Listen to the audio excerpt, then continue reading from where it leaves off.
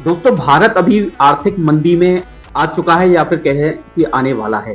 ये बात मैं नहीं बोल रहा हूँ, ये बात बोल रहे हैं कोटक महिंद्रा के फाउंडर। उन्होंने ये बात को बताया है और कहीं ना कहीं हमारे देश के प्रधानमंत्री भी बाहर देशों में जाकर और देश में भी अलग अलग स्टेज पर उन्होंने इस बात को बताया है कि भारत एक बुरे दौर से निकलने वाला है।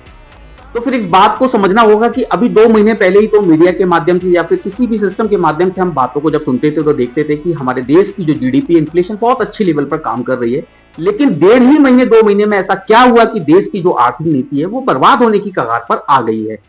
तो फिर इस बात पर एक बात समझना होगा। कुछ लोग बोल रहे हैं कि विश्व युद्ध में जो ईरान इसराइल और अमेरिका की जो लड़ाई चल रही है उस कारण से तेल का निर्यात नहीं हो पा रहा है।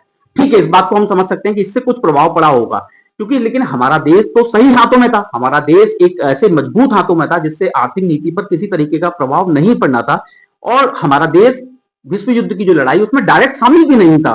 तो फिर इतना ज्यादा आर्थिक मंदी क्यों आ गई है? तो इस पर एक बात समझने आती है कि कहीं ना कहीं हम लोगों से सरकार के द्वारा ऐसे डेटा को छुपाया गया है। जो आर्थिक मंदी है वो 2 महीने में नहीं आई, बल्कि पिछले कई सालों से हमारे देश की आर्थिक नीति बिगड़ रही थी। लेकिन सरकार ने हमको साफ तौर पर नहीं बताया, सिर्फ उसने एक आकर हमारे सामने बता दिया कि आप पेट्रोल यूज ना करिए, आप सोना ना खरीदिए, आप खाने का तेल यूज ना करिए, आप घूमने ना जाइए, आप घर में बैठकर काम करिए।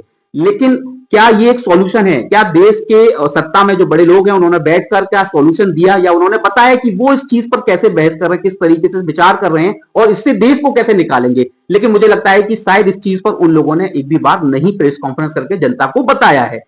तो फिर एक बात और उठती है कि कहीं ना कहीं ये आर्थिक मंदी आखिर आई कैसे? इसके पीछे कारण और है। हमारे देश की सरकार ने पिछले 12 साल में ना तो डेवलपमेंट पे काम किया है, ना इंफ्रास्ट्रक्चर पे बहुत ज्यादा काम किया है। हेल्थ सेक्टर पे काम ना के बराबर किया है, शिक्षा सेक्टर पे भी ना के बराबर किया है। अगर इन सेक्टरों पर काम मजबूती से अगर 12 साल में किए होते तो